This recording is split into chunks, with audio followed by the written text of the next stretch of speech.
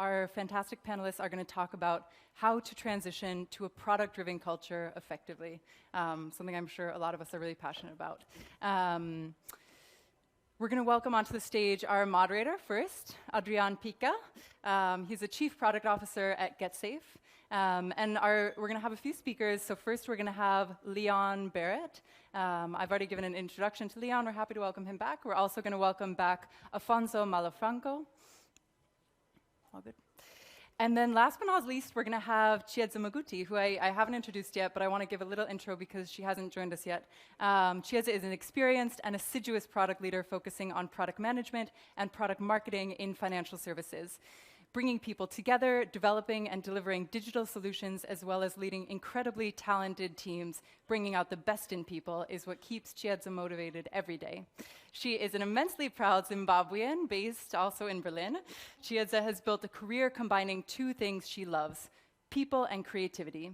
She's passionate about sharing her story and experiences working in tech and demystifying the terms to make it a field that's more accessible and desirable to work in. So let's welcome to the stage Adrian, Leon, Afonso, and Chiedza.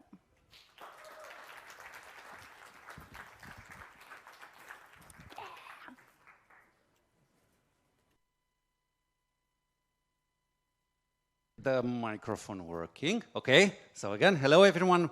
Welcome to the stage. Welcome Chiedza to the stage. Welcome back to Leon and Afonso. And seems like things have been going great so far. In the morning, autumn gained a lot of market share on us, but now summer is back. So we're back in summer mode. Enthusiasm is back on. So let's jump straight into the topic. And we're going to talk about how to transition to a product-driven culture effectively. And in order to know how to transition to a product-driven culture in the organization, let's start by asking ourselves, before organizations are product-driven, how exactly are they driven? And let's start with Chiedza because the audience did not have a chance to hear from her. So please share your opinion, your thoughts based on the organization that you've seen so far. Thank you for the introduction, and I'm really happy to be here. I had a very interesting long journey to Timisoara from Johannesburg, so a lot of running in airports. And I thought I was going to die in Istanbul, to be honest, running through that airport, but I did it. So to your question, in companies that I've seen before you become product-led, a lot of times it's what the founder wants and what the CEO wants, which I think people struggle to admit that. You can just imagine, I think many of you have been in a team where you've got everything planned, you've got everything organized, and then the CEO or founder's like, we need to do this thing, and I've told everyone it's coming in 2 weeks. And kind of the room is sitting there like, we can't do that in 2 weeks. So that's what I've seen, and obviously sales and also marketing driven, who have sometimes a huge and a little bit too much influence on the product roadmap. So those are the situations that I've seen. All right, Afonso, what has been your experience?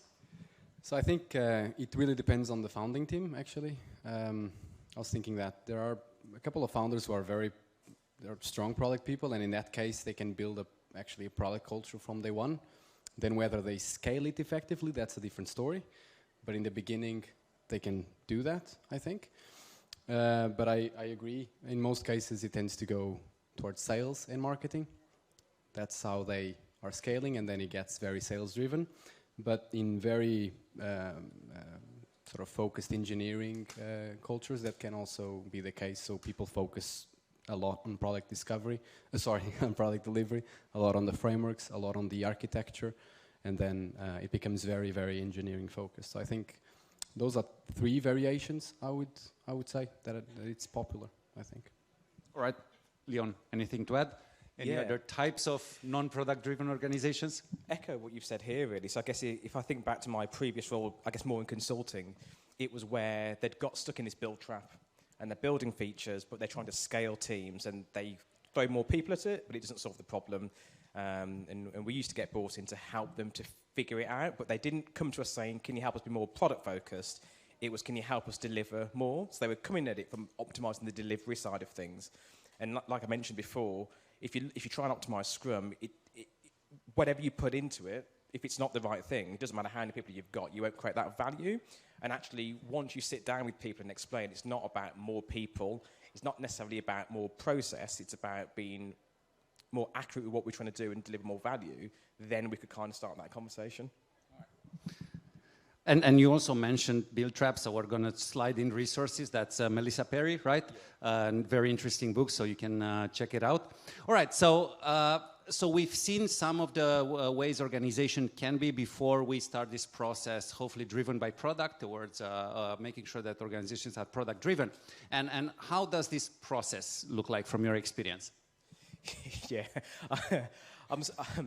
it's a good one, because I think people expect, and I think you mentioned this in your talk, results to happen overnight. And it requires a change all the way down from the top, all the way through the organisation. And I think there needs to be a willingness that what we did before, and where we thought we were right before in terms of having a level of comfort and certainty about building things, is going to change. And then we'll go through this transition phase, this messy phase, where we do more discovery. And sometimes what we discover means we can carry on with it, and sometimes it doesn't. But it's that bit of not seeing that as a failure, and actually that's a success, because we didn't waste time building it. And I think sometimes people don't understand that, and they kind of see discovery as, well, you spent X number of weeks doing something, and then we haven't built it. And it's like, well, yeah, that amount of time is a lot shorter than the amount of time it would have taken to build it, and then find out it was wrong. So, yeah, I think that's from my experience anyway. All right, Afonso? Yeah, I think I echo what you said, and I think sometimes it's very team driven in a way. So you have one team that really wants to transform and really wants to get everyone on board. So they really work very hard to convince the stakeholders that this is the way, and so on. And there's of course great books to convince them.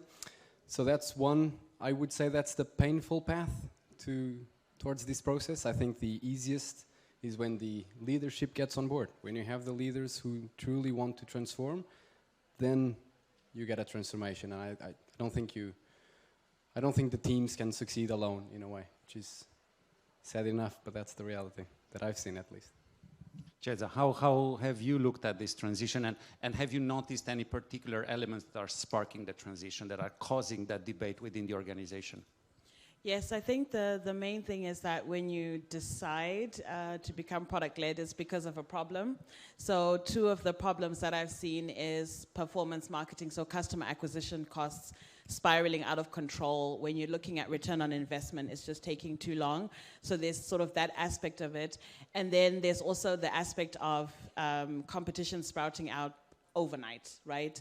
So really being able to dominate your space, and people being willing to pay for your product. So it's normally one of those 2 things. And I think the important thing when you decide to go on this journey is that you all agree that those are problems, right? So you all agree that, hey, having a customer acquisition cost of X is just too much.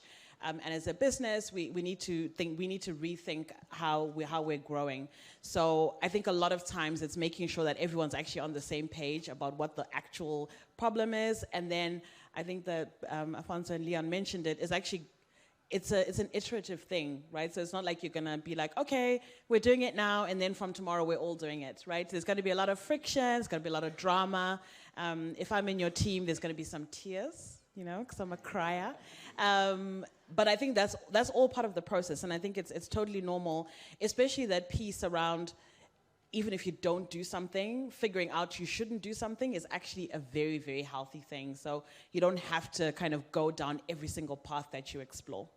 Yeah, big highlight on the figuring out what not to do. I think that's also a critical part of the product driven. And to kind of like summarize, is like, because you were mentioning the cost of acquisition, so it's almost like the organization is tired of pushing a product to the market and trying to come up with something that the market pulls the product towards it.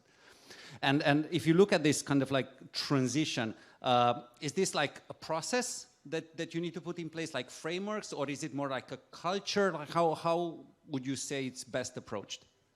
I think it's a mix of both, most definitely, because the reality is when you go down this path, there are going to be some teams that feel less important. So there's the very human side of it, we felt really important. So maybe if you were like sales driven or like marketing driven or whatever, those teams are going to feel that shift. And we're human beings. So when we don't like something, we behave in a certain way, right? So sometimes we can be very, very obstructive. Sometimes we maybe are not as collaborative as we could be. So I think the mistake that I see is that people don't account for like the very human, emotional side of these changes. So I think that's like the process side of it. And then I think also the culture side of it is, why is this a good thing? Why should we go on this journey together? How does this actually make your life better or your job better? Or how is this going to help the company to grow? So the thing that I've also seen works a lot is like that positive reinforcement, but also sharing the things that haven't gone right on this journey as well, because that really builds, really builds trust. So whilst I'm a great believer in process, I think a lot of times the issue is actually just the human. We forget about the human side of it because we don't want to deal with emotions. So Afonso, let's dive a bit deeper into this like conundrum of like process, framework, a combination like Cesar said, and then like you have any tips like going deeper into like some types of frameworks that can kickstart the discussion and drive the process. Culture is often influenced by product, but not entirely driven. So how do you see this? Yeah, I think I like what you said, that it's a mix of process and culture. I do think that the origin needs to be on people, so people drive the changes of how we work rather than, hey, here's a new imposed way of how we should work because we want to change the culture, aka the people. So I think that is it's philosophically important because we need to scale with people rather than scale with process. I think it can go completely sideways if we try to do the latter. When it comes to frameworks, I'm a big believer of experimentation, so whatever works for your context. I don't think there is one way to do product. I don't think there is one way to do discovery. I think it needs to be context specific. It needs to work for you, for the competency you have today, for the skills you have in the team. I do think that, of course, there are principles that will never die in a way, good product principles. So hypothesizing, getting the teams to generate hypotheses about the most important risks of the whole business model, which of course includes the value proposition. So whatever framework you use there, that's a bit up to you. I think getting us in the mindset of hypothesizing, validating those hypotheses through lots of experiments, talking to customers, doing it regularly, dissecting that evidence into insights. I think those are the good principles in a way, good kind of pillars that you should follow. And then I think the frameworks are a bit less important, like the specific frameworks you use. All right. Leon, you've seen kind of like on the consultancy, you've seen kind of like a variety of things, and also with your experience in Amazon, like Amazon being one of the companies that from a product perspective influences culture in a lot of other companies, and the attempt to have, processes and frameworks that are so lean that are actually giving back time and efficiency to people. So how do you see this culture versus process? Yeah, I think this is really interesting, and we mentioned people here, and I think what we can't forget is that products only get made by people. And when you're going through this transition, we're going from this, I call it spoon-fed culture, and there's nothing wrong with that because that's what we hired people for. So we hired them to deliver upon a set of criteria, and now what we're asking them to do is figure out what the problem is and work together in a team. And some people might never have done that before. Some developers might never have had to go in an interview, never have had to work with a designer, never had to think outside of their comfort zone. So we can't expect that to happen overnight. And I think the first thing that we've got to think about is how the team trusts each other. So we're going to have trust between people, because you've got to be able to stand up in front of other people and say, I'm not sure, but what we are going to do is follow this process to go through some discovery and figure out what's wrong. And when we do something and it doesn't work, that's not a failure. It's a failure if you ignore it and carry on and build it and then it fails, but it's not a failure to do that. And these are natural things for people to do, because actually, if we think about how we get on in our careers, it's by being right all the time. And actually, you've got to yourself come out of that bit, and you have to have leaders to get involved with it. And normally, leaders like to give an instruction and then step away from it. But that doesn't work because there is no path forward. We have to develop it collectively. So I think this idea of real close collaboration, real close trust is really important, first of all, and people feeling that they can fail and say, I don't know.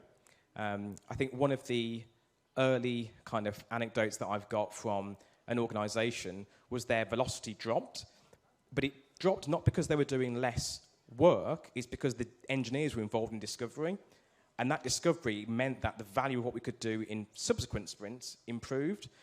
But leadership saw that as you're doing less work, the developer should be building. So there's all these little things where you've got to try and change the mindset of how you measured things and how you did things before. That's the first one. I think then in terms of process, we've all said it's a long iterative thing. You've got to have a roadmap for your, treat your product mindset as a product itself. And you're not going to get there over time. So this is not about saying, in 12 months' time, we'll do this. It's about saying, this is the transformation that we want to go through, and we'll review it every quarter, and we'll see where we are. And if we're on track, we'll carry on. If we're not, we'll pivot and change. Because it's a transformation, and you won't get there overnight. So I think the key things for me are build trust, and then bring people on that process. So some people may not be able to change that, and we need to have these grown-up conversations and say, actually, what we're looking for is people that have these traits. You're not there at the moment. We're going to help you to get there. But if you're not there, maybe this team isn't right for you because you're going to have this friction and you'll never get there. So I think it's been really, really aware of that. And I think in your talk, you mentioned it's about better management, better people management, and better process management, and being hands-on with it, I think, are the key things. And I would highlight what you said, like on the velocity part, like less focus on the delivery. Moving away a bit from like project management approach, like we deliver this and this and this, and more focus on like customer impact and outcome rather than just ticking boxes and feeling good that you delivered on time and maybe on budget, which is absolutely critical. Yeah. But if you deliver the wrong thing, you're going in the wrong direction. And I think with that as well, it can be easy up front if you are moving from like a fixed mindset of this is our very fixed project plan and what we're going to deliver into discovery. If you are used maybe to spending lots of time up front, scoping something out, and then going into build, and you're now moving into this continuous discovery and development process, what you think you can deliver may change as you learn more things. And the biggest trap you can do is set yourselves up to fail by having a really strict project plan up front, because it just doesn't work like that, right? We don't know what we don't know, and as we find out, then it might give us some more intelligence, more insight.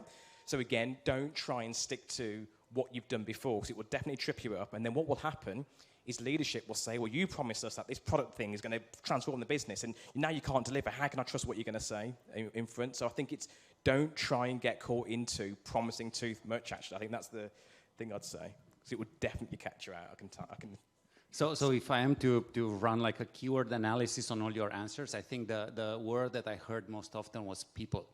So Afonso, I'm curious, like if you think of like from the people's perspective, who are the people who should drive this transition? It's a good question. I strongly believe there needs to be product leadership that initiates the transition, because if you don't have the leaders on board, it just doesn't work. And it starts with leaders managing by outcomes, which is it's a fancy word. We all say outcomes over outputs.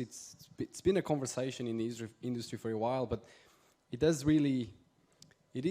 more complex than it seems. If product teams are focused on the outcomes, it's great. But then if you have a leader that comes up and manages by outputs and asks for a specific feature on a certain date, then what's the value of it? So I think there's value on the conversation, of course, but it really is with leadership to initiate the transition, I think. Chetza, how do you see that initiators drive? Yeah, I'm a really big believer that you should have a mix when you have these sort of transformational journeys. And I think when I say a mix, I mean even a mix of experience. I think to keep everyone honest, I think you definitely need leadership, but I also think you need the doers. So the actual individual contributors to be a part of that process, because they will actually have a much easier time influencing their colleagues, engaging their colleagues than leaders. I think it's very common, when you have a retro and let's say the head of product or VP of product turns up. How's everything going? Oh, great, everything's fine, we're all good, no problems here. As soon as that person steps out the room, how's it going? Oh, this sucks, I'm not happy about this, the strategy is crap, all this kind of stuff. So there's a lot more honesty when it's sort of peer-to-peer. And I also think that it's important for leadership when you start these transformations to actually hear from the people it's going to impact. So they be part of the planning, part of the scoping, part of the vision. So I definitely am a big believer in having these type of teams that are mixed in terms of sort of seniority, because I believe they bring the best outcome. So I think we let's dive deeper into this because I think we kind of hit a nerve, and I'm sure people here and people that would watch videos about this talk online will all say like, sure, but like I'm not a product leader, I'm not the CPO or the VP of product, I'm not leading the product organization, I am a product manager in the organization, or I am the product analyst or the engineering manager. How tips and tricks for how people in the organization that don't have the authority, how can they kickstart this process and kind of like spark this energy within the company? I think that the first thing is that people need to feel empowered, whatever level they are. And I know there's a word that people throw around all the time, but I think when you get a critical mass of people who just don't feel like they can influence anything, that leads to a lot of discontent within the team. So I think actually really trying to fix that people, when they are invited to join maybe these like transformation groups, they actually feel like, yeah, I can sit at a table with these people and actually share my honest opinion. So, for example, when I was 2 years into a job, I was put on this super critical project, and I was like, why are you putting me on this project with one of the most difficult customers? And I didn't understand why I was being put on there. But actually, what my manager wanted to show me is what actually happens in these meetings and why he's made certain decisions. So I could also explain to the team and say, I've been there and I understand. So it's around that trust. And it's around making sure that across the organization, you actually make people feel if you contribute, you actually will be part of the change that you want to see. Because we're all very comfortable. You know, I'm from Zimbabwe, right? We're all very comfortable saying the government sucks, right? But same here in Romania. Yeah. But register to vote, nah, I'd rather go for coffee. I would rather go to this and rather go to that.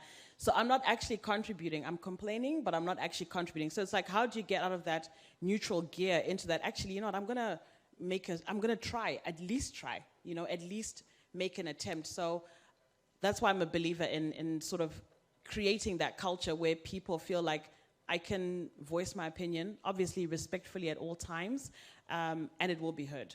Because if people are not part of that journey, then you kind of, it's like dragging dead weight, but it's not their fault because you haven't made them a part of it.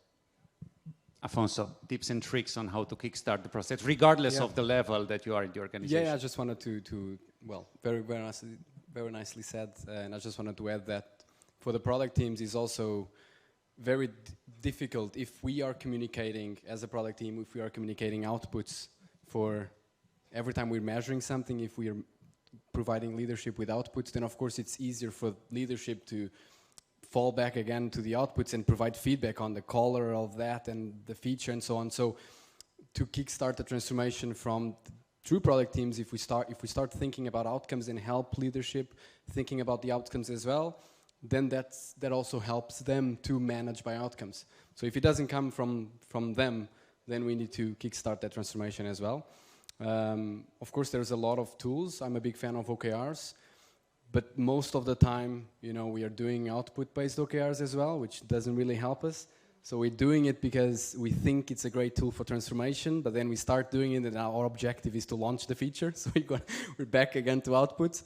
But if we really think about the outcomes and, as you said, to get together with leadership as a whole team, really try to think about what we want to achieve and why, and leadership providing that strategic context. And if there's no strategic context, then it's up to you, to the product teams, to ask for strategic context.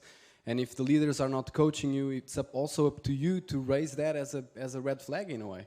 And so I think it goes both ways. As you mentioned, an honest conversation, you know, we're just humans that want to do a great job and create impact in the world at the end of the day. So I think those conversations are all, very well intended and in my experience, that's important. Leon, how would you do it? And maybe we can like dive deeper into the stage that the organization is in, because it can be like more early stage, kind of like idea stage, and it can be problem to solution fit, product to market fit. Yeah. How would you approach it from like a company stage perspective? So I guess we need to think about the culture of that company as well. So we've spoken about people, and we're not just talking about people in the product team. Unless you are the founder of a business, you are going to answer to somebody else before your product gets to the user. That's just a fact, regardless of where it is, right? So we need to think about those people and their mindset. So if you think about a leader, they're used to saying, we need to do X, and the team going away and delivering X. If we've taken some power away from them, they're also a stakeholder in this. So we need to think about the different personalities that we've got in the group and not say, well, actually, you're the leader, but you don't have a say in this thing at all now, because that's going to be very disempowering to them. So it's about taking them into the process and letting them feel like they've got a win, but showing them that actually, this is what you said. We're going to take that idea and figure out how to discover the best solution, not necessarily just deliver on it, and do that as a process. And, you know, I've worked with CEOs before where they're very used to, I haven't got much time, we do this, and then that's it. I don't want to hear anything else. And if you try and change that overnight, it won't work, right? And you'll very quickly find that you get shut down, and then you're just told to do something. And then what you've then got is product leaders saying, we're going to be product focused, but leadership saying, don't build this. And then you've got discontent within the teams. I think that's the first thing to bring them on the journey. I think the second thing, and you mentioned this, it's be honest about the amount of time that it takes to do something. So don't commit to something, but then also don't undercommit to something. And I know that's probably a contradiction, but there's a medium ground there. But it's about bringing people into the process and saying, well, if we're going to do this, these are all the prerequisites that need to happen. Do we think that's the best way of doing it? Could we launch something simpler and learn from it? And actually, when you bring people into that conversation and they understand why you're making those decisions, they're far more likely then to step back and give you the space to then be empowered. I think the other thing then is, based on the stage that you're at, it can be easy, or product people can feel that they have to take that all on themselves. And we talk about empowered teams.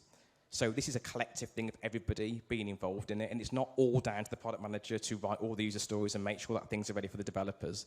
And you know, I think early on in terms of trying to do that, you take it all on yourself because you think, I'm the product person, I've got to get it right. Everyone's looking to me for all the answers. And actually, it can't be that way because you'll quickly burn yourself out. You've got to bring everybody else on with you and try and create allies with the different areas and bring people together. And I guess you are the person that's trying to show the vision and delegate tasks out for people to do. Don't try and do it all yourself because it will fail. And also you'll get blamed the first time something goes wrong. So it's not a blame game, but it's a shared responsibility, you know, shared collective thing. Indeed.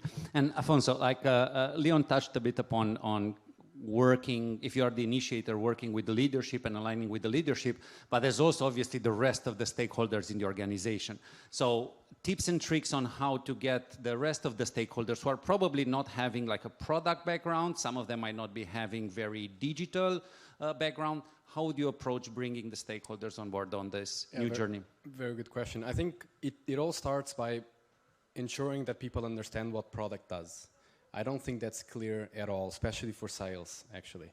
You know, I think sales sometimes doesn't appreciate all the challenges that product has, and then, you know, the conversations can be very tricky. So having everyone on the same page, and it goes both ways, by the way. Product managers, we should know what sales challenges are as well, so that we can create empathy, connect, so that we can influence when we need to. So that's the first step, getting everybody on board on what product actually is. And then I found that, you know, having kind of regular open meetings that everybody can join, like product demos or discovery kind of meetups in a way with the whole organization, that really helps. So every 2 weeks, for example, hey, this is what we learned, everybody can join, like 30-minute catch-up, anybody from all around the world if you're working in a big corporation, where the product team, not the product manager, the product team, hey, this is what we've discovered, we're thinking about, this is the problems we want to solve, this is what we found out, do you have any feedback? And those conversations usually, or those meetings usually lead to very interesting conversations, because then sales can, you know, be part of it, and they, with time, they understand, they start appreciating that product discovery is complex, they start appreciating that some customers have actually other challenges than their own customers, because different locations, for example, if you work in a large organization, they have local problems. And so you start appreciating more as sales the different priorities. Or for example, if you have to prioritize, oh, now we're going to focus on this market over this one, if everybody understands why and they're part of that decision-making process in a way, in an informed manner, then I think it's easier. So that's, yeah. Chieza, when we were discussing this topic before the panel, you're the first that said instinctively in the first second, oh, sales. That's like the usual part of the organization that is driving an organization when it's not product driven. And it is normal, right? And I think Afonso kind of like put his finger on, because he also started now with the sales. So let's dive a bit deeper into this and get your context, because like, how do you sit down with the people making 90% of the revenue in the company and convincing them that, like with this product-driven approach, you actually manage to connect it through some unit economics to what matters for them as well. How would you approach it? Okay, so first of all, I think I need to repair my reputation. I love sales teams. So just to make sure that's Everyone clear. that loves revenue loves sales teams, right? Yeah, I think that actually one thing is to, when you're thinking about sales and product and how everyone understands each other, I think it's actually a lot more complicated. I think the first thing is actually to understand how they are incentivized, right? Because this is actually where the issue starts. How is the sales team incentivized? And then how do those incentives then affect the decisions that the product team make with regards to, say, scalability and sustainability, right? Because what you find a lot of times is that some of these approaches are not sustainable over time. You cannot keep doubling the size of your sales team all the time. You need to find a different way of growing. So I think really for the product team, and this is why I think it's important for everyone to understand how other people are incentivized. Maybe you don't need the raw numbers, but you actually need to understand the mechanics behind it. Because what you might need to do together is say, we might need to figure out how to lower sales targets for us to get to a place where we can scale and be sustainable in a healthy way. I think what we're seeing across the industry now is a result of unsustainable and unscalable ways of doing things. And slashing, cutting and burning people, for me, is not the right approach, right? I think there are difficult decisions that need to be made, but I think if you really look into it to understand how companies maybe got there, it's chasing some of these numbers because you're chasing a competitor, or you're chasing the next funding round, or something along those lines. So I think really having those very difficult conversations with the leaders of the sales organization and the product organization and whoever structures those incentives so that you're all pulling in the same direction. And yeah, it might seem that you have to slow down or forego some things for you to then be able to really thrive and really fly. And I want to highlight, because I think it's very important what you just said, from the perspective of understanding the incentives and the motivations of your stakeholders. And this is important not just for kind of changing the culture and the way things are done, but for like literally any product, feature, initiative that you have, understanding that you need to craft your pitch differently to any stakeholder to get them on board so that it kind of answers their motivation, so you're aligned with them, not just pushing your idea because you know it's better. So we kind of looked at who are the people that can do this and kind of like tips and tricks on how to kickstart this process, but what are the usual pitfalls that might not allow the organizations to move smoothly into that direction, or what could happen that the process is kind of stopped or has friction along the way? I mean, I think the one example maybe that I'll talk about is, if you are reliant on investors and they've given you something very specific that you need to reach, and then you maybe want to go on this journey and maybe you won't reach those numbers. We're talking about an existential crisis, right? So I think it's just what is the actual reality, the position that your company is in right now? Is now the best time to actually go on this journey? And I think if you're not all aligned on that and you're not all realistic about it, or maybe your investors won't come to the table, because remember, they've also got their own motivations, they've got their own incentives. So I think that would be one of the things that I would say. And then the second thing is, I've got a coach and he said to me, product people are very, what did he say? You've got like professor syndrome. So very, very academic, very like, this is how it needs to be done. So I think one of the pitfalls might be that, and I think I really liked what you said, is that, you know, almost as a product person, you sometimes have to go to product 1.0 and going from that gear 1.0 to then where you normally are 1.0. And it's that whole thing about making sure you're covering the spectrum of the organization to take them on that journey of understanding. But I think a lot of times, you know, we have all these books and all these methodologies and all these like processes, but we don't explain it to people, and we don't make it a part of what we expect from product teams to do that. So, you know, for example, I got a lot of resistance when I joined a company as head of product, when I said every single product person has to do a demo once a month. Every single person. I don't have time for that. And I was like, you definitely have 1 hour a month to do this, because people need to know who you are. They need to see you explain the product, because then actually they'll start to trust you and you will become the person that they go to. So I think really incentivizing product teams to own the product, explain it, and explain really basic stuff about how we build things, how we decide how we're going to build things, how we think something is doing, etc. So I think those are maybe the two things that I would say could be pitfalls. Nice.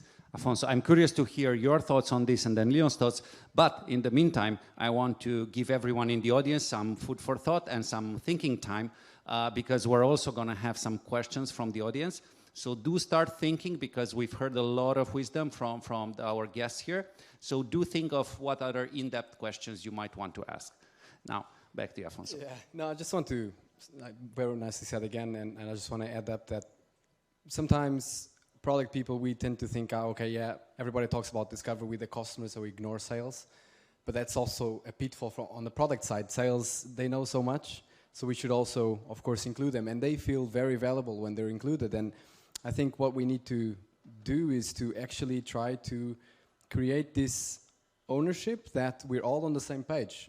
We want to create amazing products that sales can sell. In a way, if you're a very kind of sales-driven organization and very dependent on sales.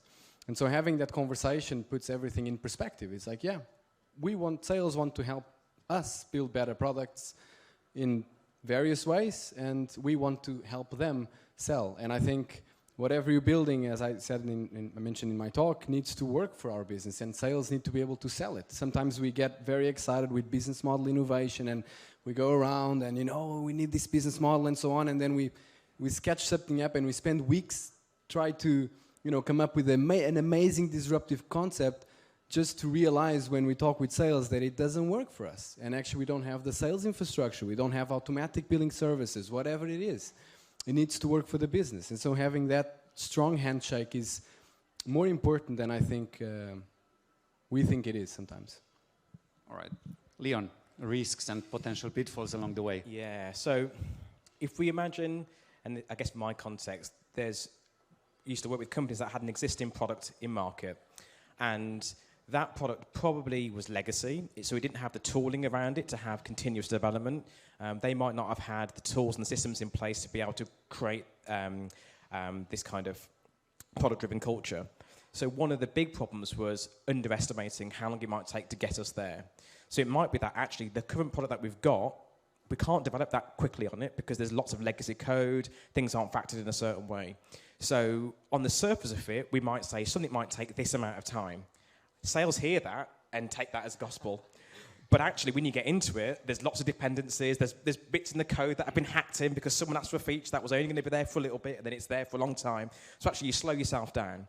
So I think there's a recognition of actually how long will things take, and being over-transparent and over-delivering with information about, well, actually, we thought this, it's not this anymore, so we can't do that plan, but I understand that you need something in this amount of time. What can we do in that time instead? And it's about bringing sales or whoever else it might be into that planning conversation and making them aware of it. And I think, actually, it's empathy, because once people understand something, they then can work together to find a solution. I think Renata said in your talk earlier on, you know, if you're going to a leader, don't go to them with lots of different problems. Go to them with 2 solutions and pick one. And that's the role of the product to figure out what those solutions are. So I think, you know, that's definitely one pitfall, is thinking we can move faster than we actually can because we're not aware of the legacy that's behind us. I think the other thing is blindly copying the what the book says or what the talk says or what a panel tells you to do, right? So this, I guess, is our experience that we've got. It will be different in every single organisation. So it's about taking this knowledge in and understanding, but being able to spot when is this relevant for my organisation and when do I need to change. And I think knowing when something just doesn't work for you and saying, we tried this, it doesn't work, let's change course. Because, you know, this is a big transformation. You know, you're not just transforming the product team. It might start from there, but the whole organisation needs to be able to transform. And that's everything from how to do planning, how to do budgeting, how to forecast things, how to do resourcing. And if you don't have that, again, you can tie yourselves in knots because now you're stuck with a certain size team and you can't deliver what you thought you could deliver. And you'd feel like you can't go back and communicate that. Everyone then loses. So I think, yeah, lack of transparency, lack of awareness, and overestimating what you think you can do are the things that will catch you out. That's brilliant. And again, I want to highlight a few things. I really loved your point about the VCs. So we really need to keep in mind that depending on the stage of the company, getting VCs aligned with the new thought process is important. And I absolutely love the mentioning about PMs doing a demo. And one of the things that I would also want to add to that is also the strong collaboration with customer support and listening into calls from customer support. And often in this process of transition, customer support is one of the easiest allies to get on board because they feel a lot of the pain and they don't really have a voice. And you can quickly connect basically churn, which is what they need to suffer because you get the upset customers, and then you can quickly get them on board, and then the rest of the organization might react to losing money and churn. Actually, there's one, you just dropped one, there's one more thing actually, and it's not having the right people involved at the right time. So I've worked in heavily regulated industries, insurance, financial services, and we can have a great idea for something, but then it goes off to legal to approve it. And they say, you can't say that, you can't do that. And it's like, we built it. And actually what we found is let's get those people into the team because they're an important part of the team. So let's get copywriters and content designers in at the start. Let's get legal, let's get compliance, whoever it might be, to say, well, actually, you can't do that, but you can do that. And if we can get that right at the start of the process, we're not then wasting time doing rework. It sounds really obvious, but we can't think about product as being design, engineering, product management. It's whoever is needed in your organization to kind of create value for your customers, really. That's brilliant. And especially in like heavy regulated or compliance heavy domains, that's extremely important. All right, time for some questions. Do we pass a microphone or around? Let's see who has a question and we can pass the microphone around. All right.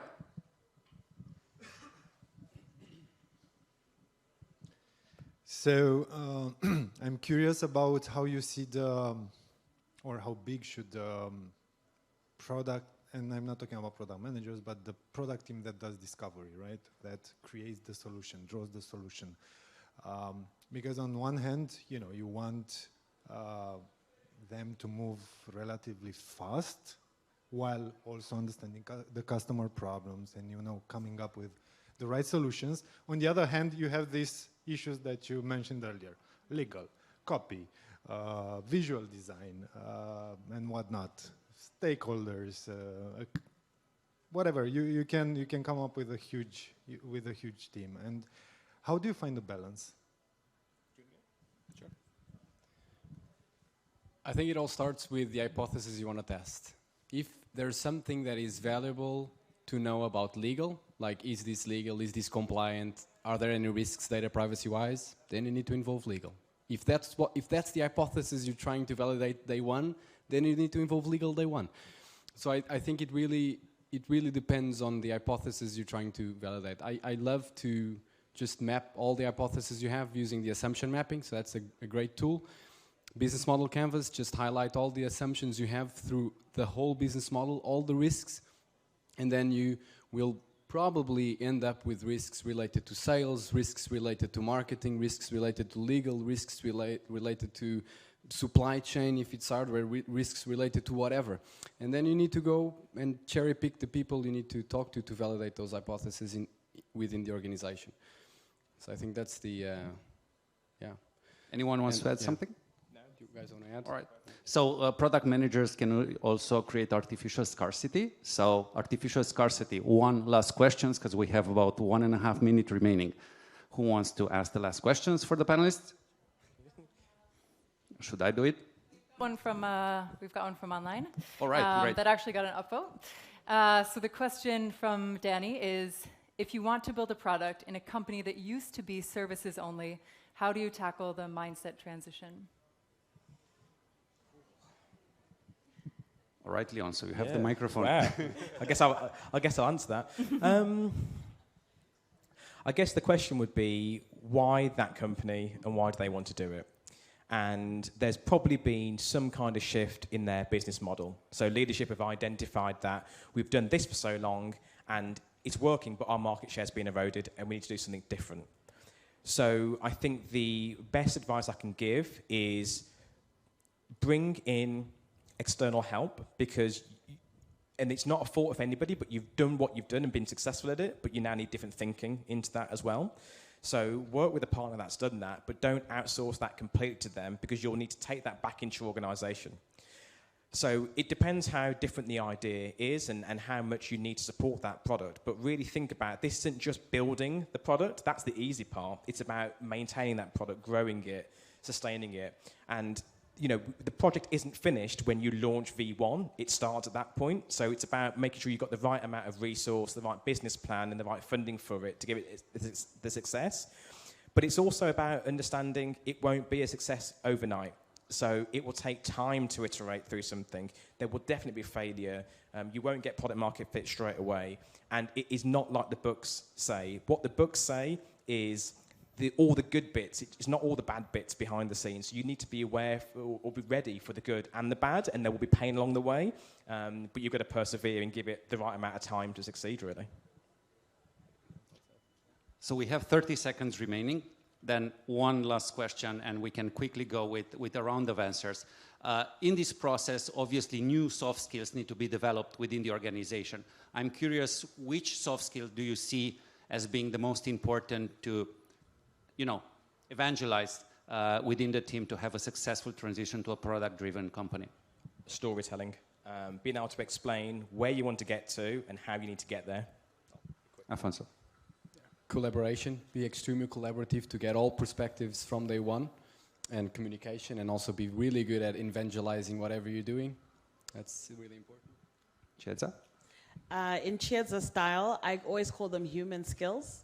So I think the most important is vulnerability. So being vulnerable about, you know, how people are feeling through the process, and creating that space where people can actually be honest about, you know, I'm worried that my job is going to change. I'm worried that I might not be able to do what you want me to do in this new world, and figuring out how to address all of those things. So I would say vulnerability. Thank you so much. Big round of applause for our guests. This was extremely inspirational. So many nuggets of wisdom in product management. And now back to Eva. Thank you. That was so fantastic.